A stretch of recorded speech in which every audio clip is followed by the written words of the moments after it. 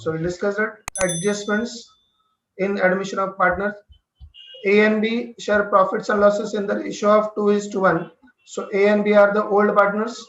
उनका profit sharing ratio है 2:1, मतलब 2 + 1 3, 2/3 and 1/3. This is called as what?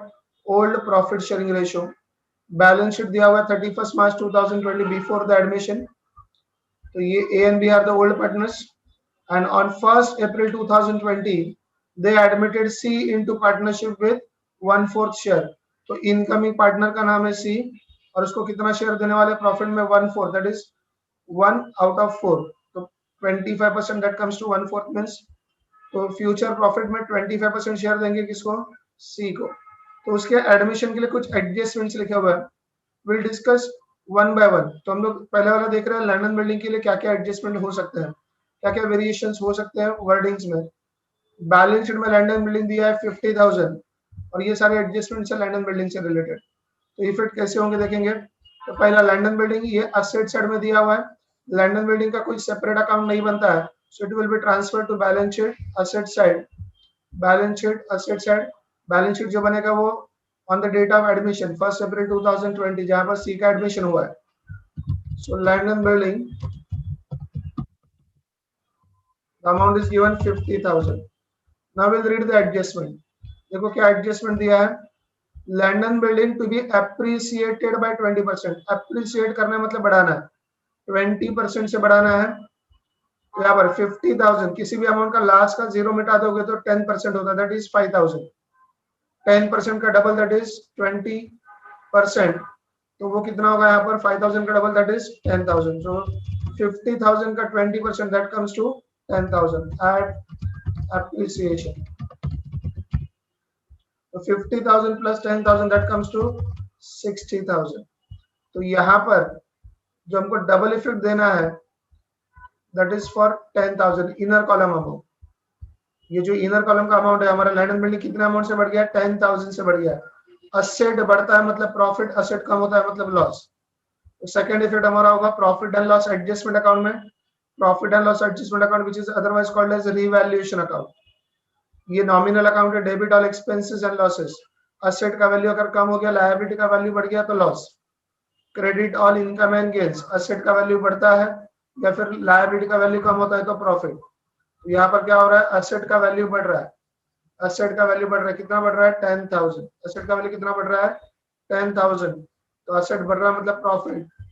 Profit and loss adjustment account के credit side में लिखेंगे बाय लैंड एंड बिल्डिंग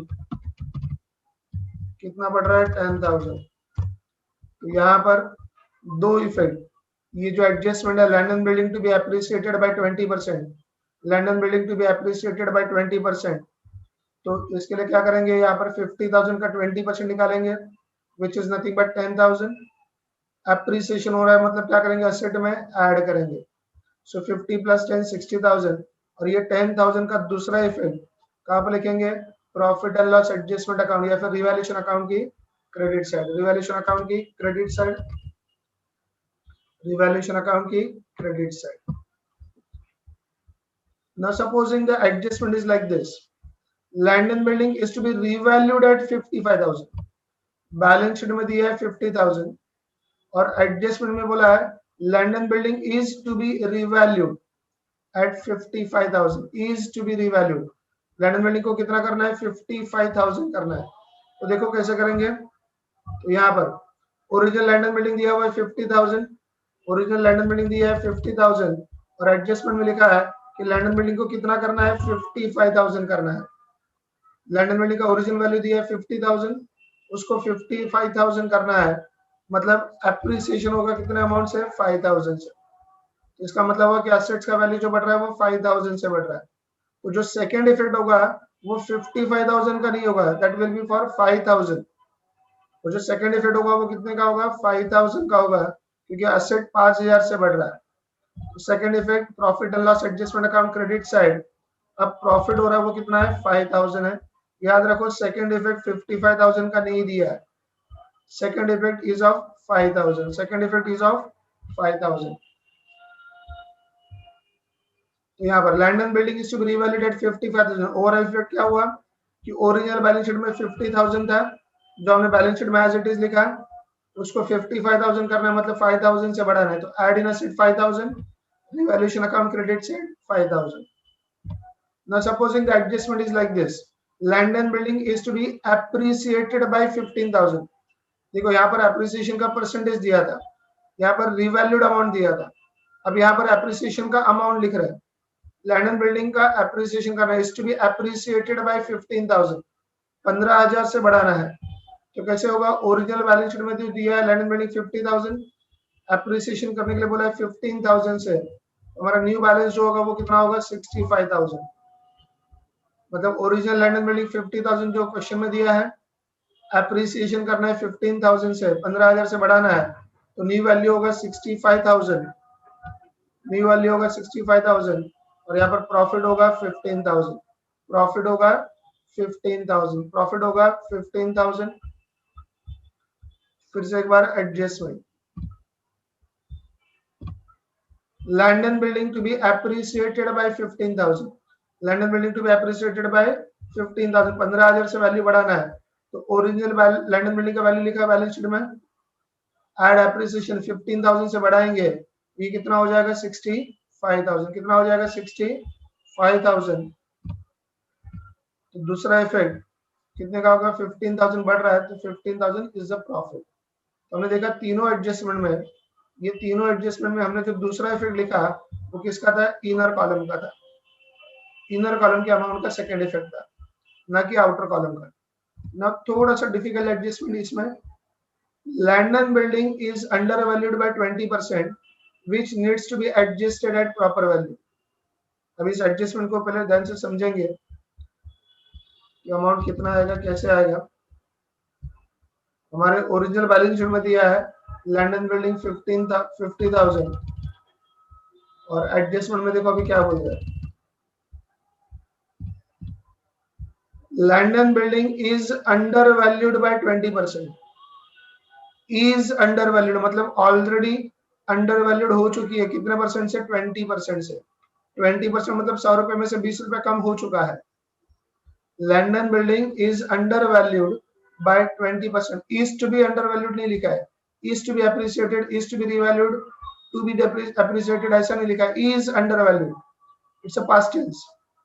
ये ऑलरेडी अंडर वैल्यूड हो चुका है 20% से, 20% से कम दिख रहा है, which needs to be adjusted at their proper value. इसका मतलब ये नहीं कि आप लैंड एंड बिल्डिंग पर 20% ऐड कर दोगे, ये ऑलरेडी 20% से कम दिख रहा है, मतलब ये 80% दिख रहा है. ये जो 50,000 जो दिख रहा है बैलेंस शीट में, it is already under valued by 20%, 20% से ऑलरेडी कम है, 20% से ऑलरेडी कम है, 100 में से 20 कम है, मतलब 100 में से 80 दिख रहा है. तो इसको सॉल्व कैसे करेंगे, देखो, तो calculation of original value of land and building, अगर ओरिजिनल वैल्यू इसका 100 है तो 20% से अंडर वैल्यूड हुआ है, 20% कम दिख रहा है, तो 100 का 20% मतलब 20 रुपए कम दिख रहा है, मतलब वैल्यूड एट 80,000. मतलब ओरिजिनल लैंड एंड बिल्डिंग अगर 100 रुपए की है तो वो बैलेंस शीट में 80 रुपए की दिख रही है. ये कहाँ से आया 100 रुपए और 80 रुपए, जब वो हम लोग बोलते हैं 20%, इसका मतलब 20/100, 100 रुपए में से 20 रुपए कम हो चुका है. Land and building is under valued by 20%, land and building जो है वो 20% से कम दिख रहा है, मतलब क्या हो रहा है कि ओरिजिनल वैल्यू अगर 100 रुपए है तो 20% कम दिख रहा है, मतलब 80 रुपए दिख रहा है. तो इसका मतलब हुआ कि बैलेंस शीट में अगर लैंड एंड बिल्डिंग 80 रुपए का दिख रहा है तो उसका ओरिजिनल वैल्यू 100 है, लेकिन बैलेंस शीट में तो लैंड एंड बिल्डिंग कितने का दिख रहा है, क्वेश्चन में बैलेंस शीट में लैंड एंड बिल्डिंग कितना का दिख रहा है 50,000, तो वो ओरिजिनल कितने का होना चाहिए. यहाँ पर जो ओरिजिनल वैल्यू 100 रुपीज है वो अंडर वैल्यूड हुआ है 20% से, मतलब 80 दिख रहा है. तो हम लोग ऐसा बोल सकते हैं जो वैल्यू 80 दिख रहा है वो ओरिजिनली 100 है, तो जो बैलेंस शीट में 50,000 दिख रहा है लैंड एंड बिल्डिंग, वो ओरिजिनल कितने का होगा.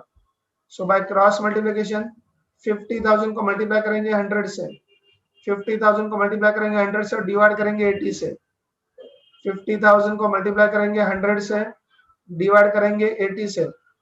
नाउ यहाँ पर 20 से डिवाइड करते तो 24 जा 80, 25 जा 100, 24 जा 80, 25 जा 100, तो 5 से मल्टीप्लाई करेंगे 50,000 को, 2,50,000, उसको डिवाइड किससे करेंगे 4 से, सो 2,50,000 divide by 4, the answer is 62,500.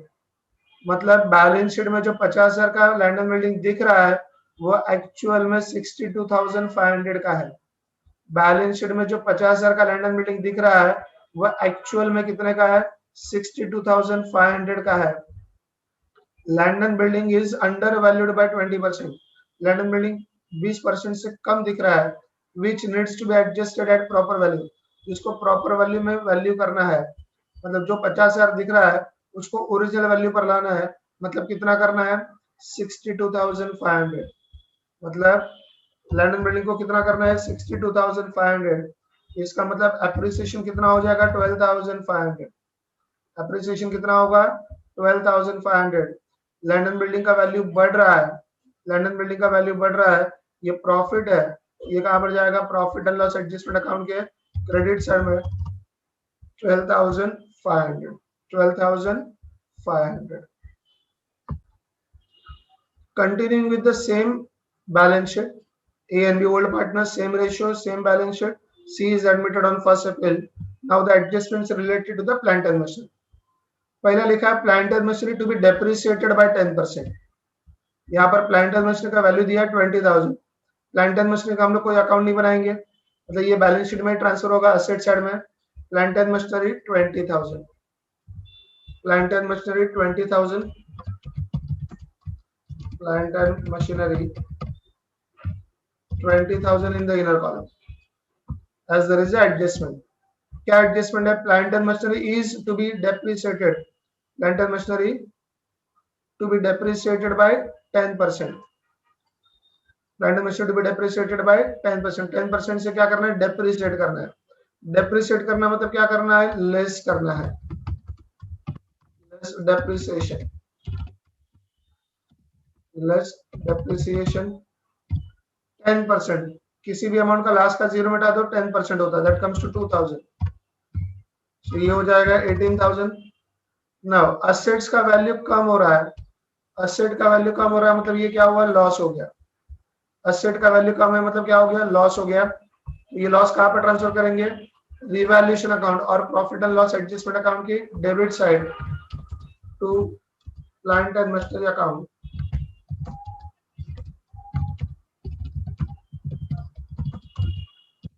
Plant and machinery account कितने का लॉस हो रहा है?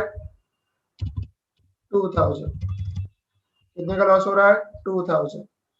Second effect, less from asset and revaluation account debit side, less from asset and revaluation account debit side. याद रखो जो डबल इफेक्ट जा रहा है वो किसका है? इनर कॉलम के अमाउंट का है। डबल इफेक्ट वो किसका है? इनर कॉलम के अमाउंट का। देखते हैं नेक्स्ट वर्डिंग क्या हो सकता है।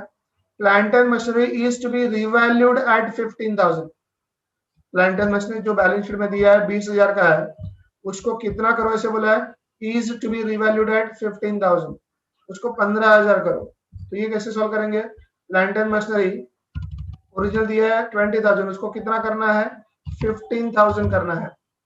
20,000 के असेट को 15,000 करना है, मतलब 5,000 से कम करना होगा। इसका मतलब डेप्रिसिएशन 5,000 हुआ। 20,000 के प्लांट एंड मशीनरी को 15,000 करना है, that means we have to reduce by 5,000।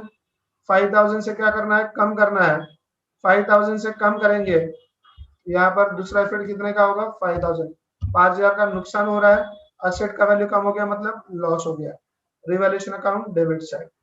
देखो एडजस्टमेंट में भले अमाउंट 15,000 का है, लेकिन डबल इफेक्ट 15,000 का नहीं है, डबल इफेक्ट 5,000 का है। डबल इफेक्ट किसका है? 5,000 का है।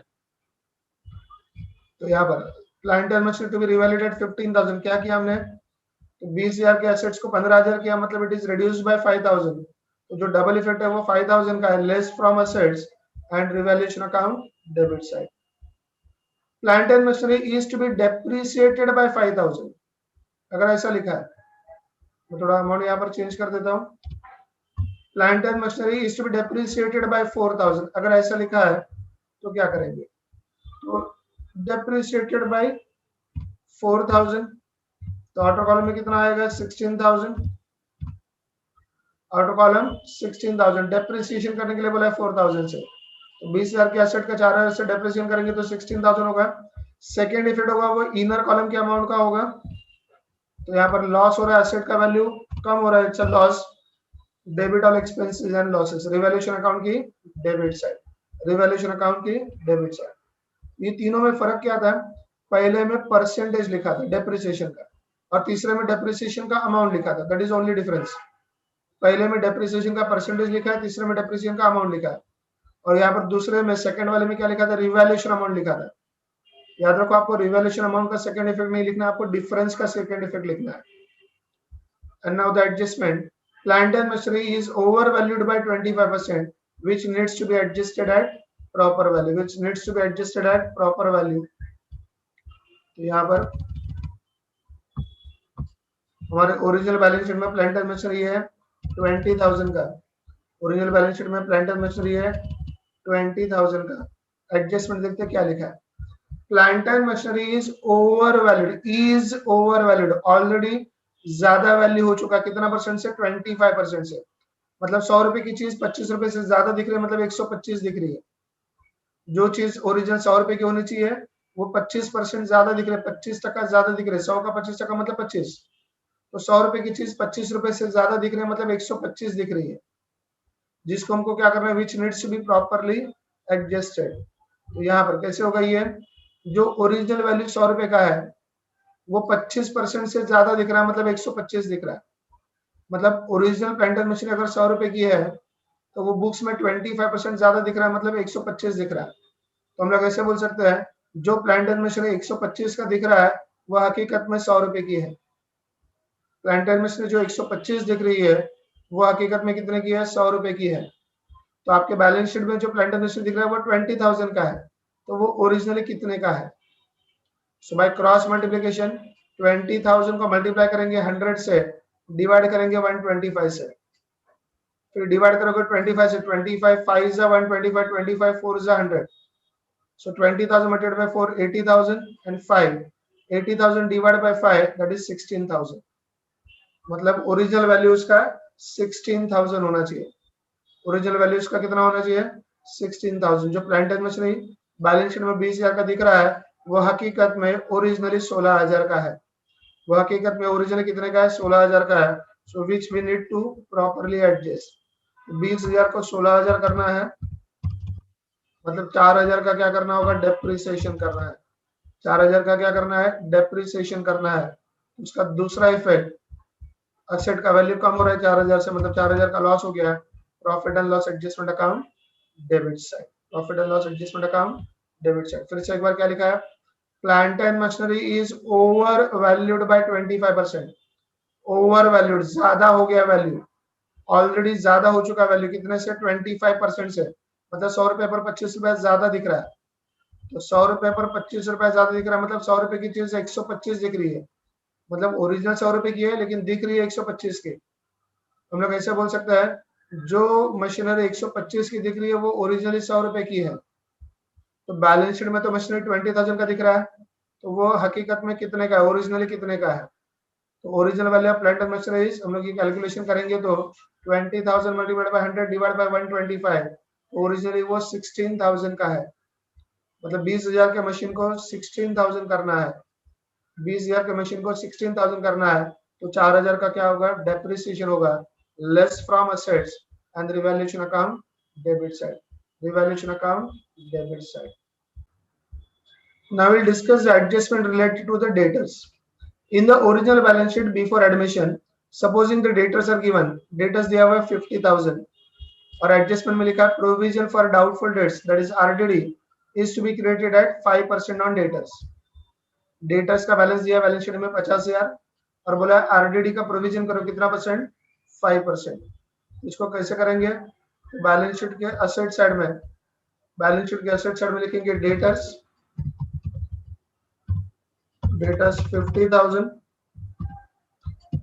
less RDD at the rate of 5%, तो 5% कितना होगा, 2,500, तो आउटर कॉलम 47,500, 5% आता है 2,500, तो आउटर कॉलम 47,500। अब इसको कंपेयर कैसे करना है, देखो हमारे ओरिजिनल बैलेंस शीट में डेटर्स 50,000 था, अब ये डेटर्स 50,000 है लेकिन आरडीडी की वजह से 47,500 हो गया। मतलब डेटर्स का बैलेंस, असेट्स का बैलेंस क्या हो रहा है, कम हो रहा है, असेट्स का बैलेंस क्या हो रहा है, कम हो रहा है। असेट का बैलेंस कम हो रहा है मतलब लॉस हो गया, लॉस हो गया मतलब दूसरा इफेक्ट रिवैल्यूएशन अकाउंट के डेबिट साइड। और यहाँ पर डेटर्स का नाम लिखने के बजाय क्या लिखना होगा आपको, RDD. RDD is a separate account जिसका बैलेंस डेटर्स में से माइनस होता है। It's a provision, provision against the expected loss, provision against the expected loss. तो अमाउंट कितना है 2500, अमाउंट कितना है 2500। तो क्या इफेक्ट होगा, असेट में से लेस करेंगे, असेट में से लेस करेंगे, असेट में से लेस करेंगे। और दूसरा इफेक्ट जो लॉस हो रहा है वो कहां पर होगा, रिवैल्यूएशन अकाउंट डेबिट साइड। ये था आपका फर्स्ट टाइप, इससे बैलेंस शीट में डेटर्स दिया है और ये एडजस्टमेंट होगा। Now supposing in the original balance sheet before admission debtors ऐसे दिया हुआ है, debtors 50,000 less RDD 1000, outer column 49,000। ये आपके ओरिजिनल बैलेंस शीट में दिया है।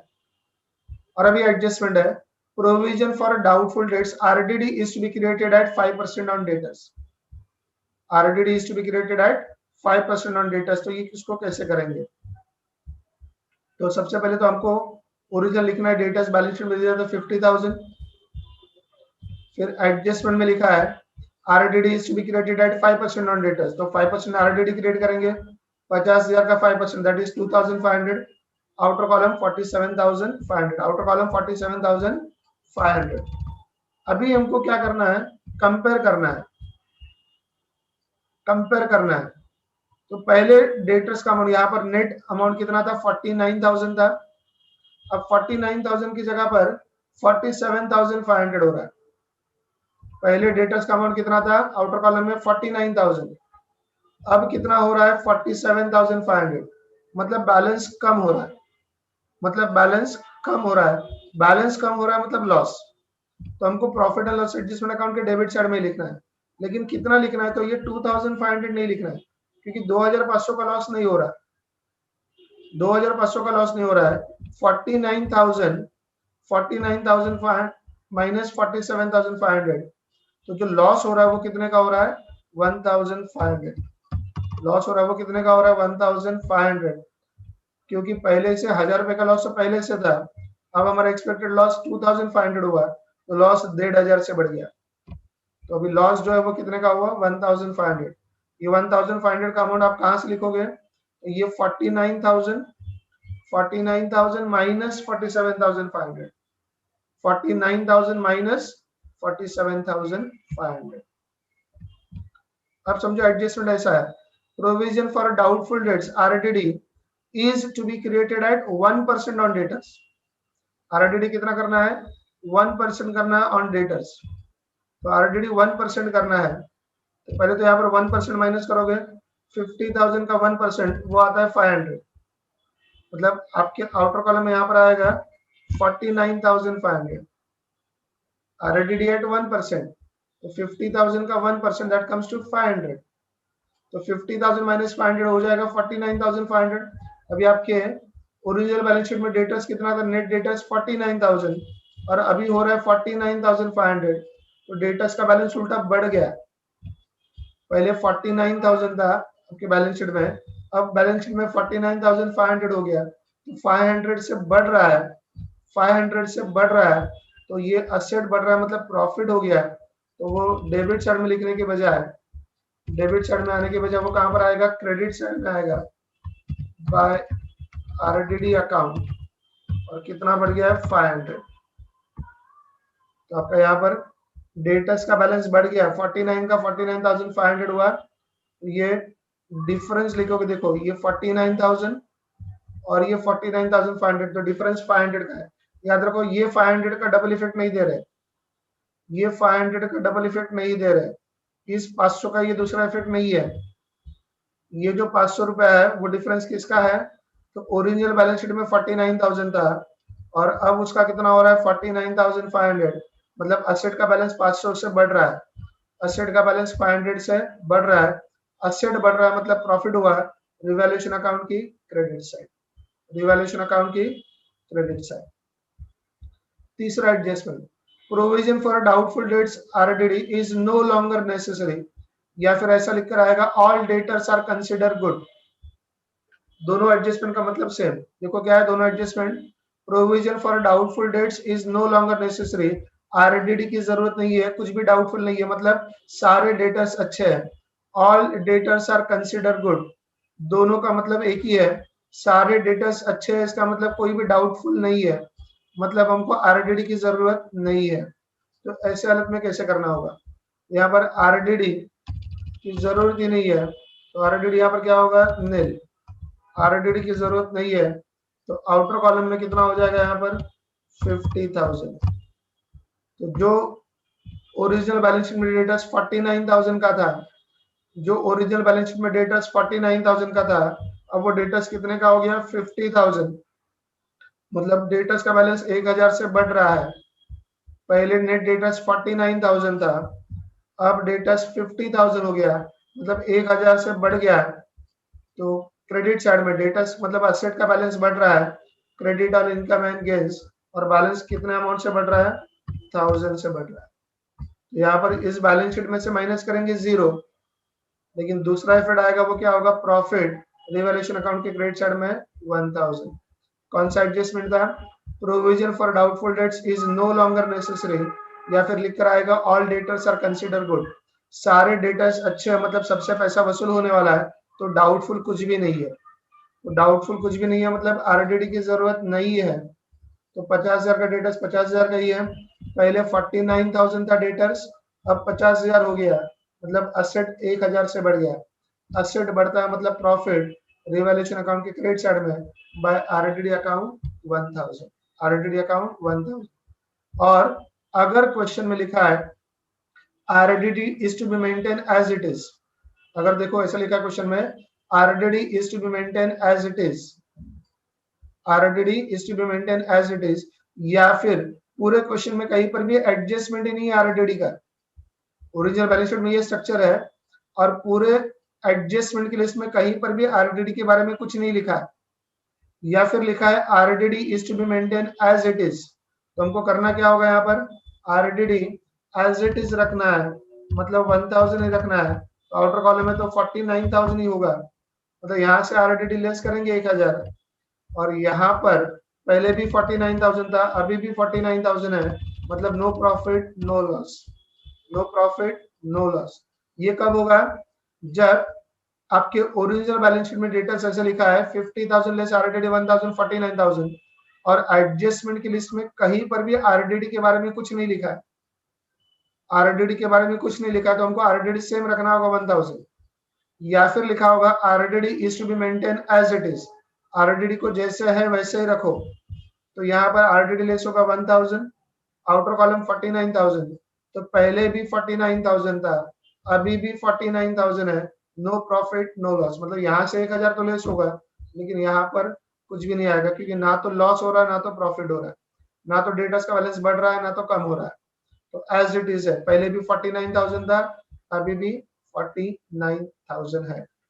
So hope you have understood this adjustments related to the debtors, adjustments related to the